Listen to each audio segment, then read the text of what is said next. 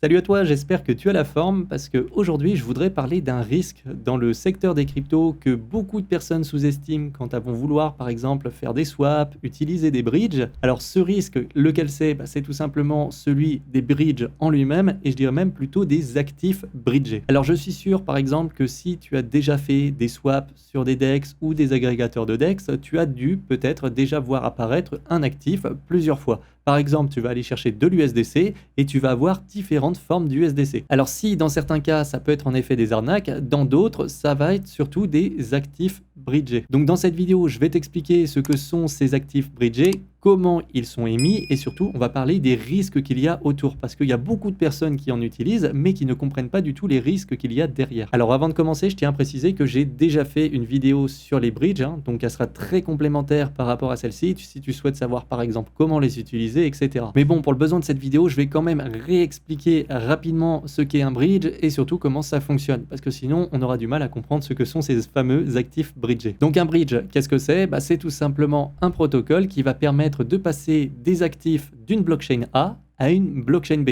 Ça sert à répondre à un besoin d'interopérabilité entre les différentes blockchains.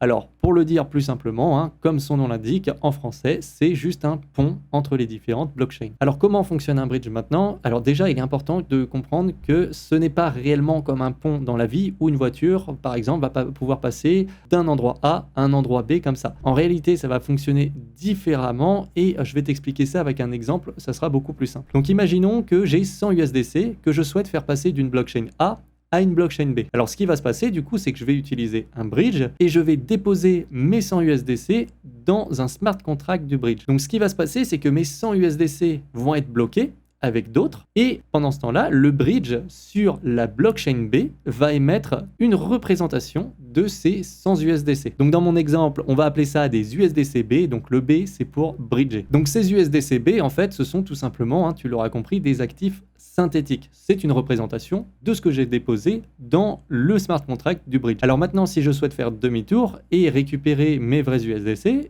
c'est pas compliqué, je fais le chemin inverse. C'est-à-dire que je vais déposer mes USDC B dans le smart contract du bridge, il va les détruire et à la place, il va me libérer mes 100 USDC sur la blockchain A. Donc voilà, grosso modo, pour le fonctionnement général d'un bridge. Alors maintenant, il en existe d'autres, des fonctionnements, ils ne reposent pas tous sur le même système, mais la très grande majorité des bridges reposent sur un système similaire. Alors maintenant qu'on a compris le fonctionnement d'un bridge, on va enfin pouvoir du coup parler des risques qu'il y a maintenant autour de ces fameux actifs bridgés. Alors déjà, ce qu'il faut comprendre, c'est que tant qu'il y a autant d'actifs verrouillés que d'actifs synthétiques créés, tout va bien, il n'y a aucun problème.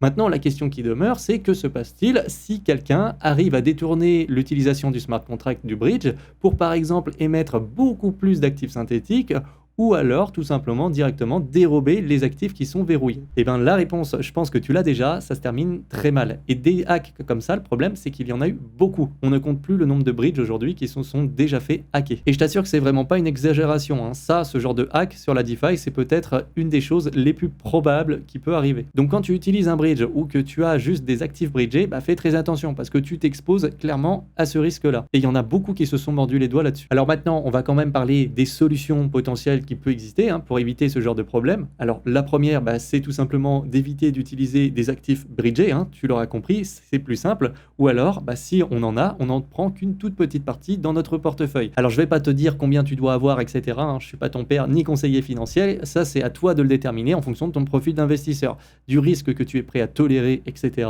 Mais moi par exemple, c'est très rare que j'utilise ces actifs et si c'est le cas, c'est vraiment qu'une toute petite partie de mon portefeuille que je vais mettre dessus. Une autre solution aussi, c'est d'utiliser des bridges qui ne reposent pas sur ce système et qui vont te permettre par exemple de swap des actifs natifs. Alors un que j'ai rapidement présenté dans une de mes vidéos YouTube, c'est tout simplement TorSwap qui va reposer sur l'écosystème Torchain. Donc je t'invite à aller voir la vidéo si jamais ça t'intéresse.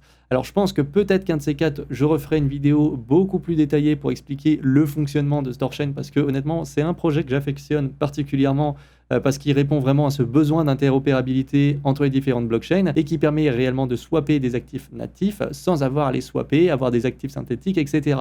Donc le risque à ce niveau-là, il est bien moindre. Donc si cette vidéo t'intéresse, tu sais quoi faire, t'as juste à me mettre un petit commentaire en dessous de cette vidéo. Donc voilà pour ce que j'avais à dire sur les bridges et surtout sur ces fameux actifs bridgés. Donc encore une fois, mon but, ce n'est clairement pas de te dire de ne pas les utiliser, ça c'est toi qui vois. Moi, je te présente juste les risques et pour moi, c'est important de présenter cet aspect-là. Alors si la vidéo t'a plu aussi, n'hésite pas à me mettre un petit like, à t'abonner et activer la cloche pour ne pas louper les prochaines vidéos. En plus, ça m'aide énormément. Il y a beaucoup de personnes qui regardent mes vidéos encore aujourd'hui et qui ne sont pas abonnées.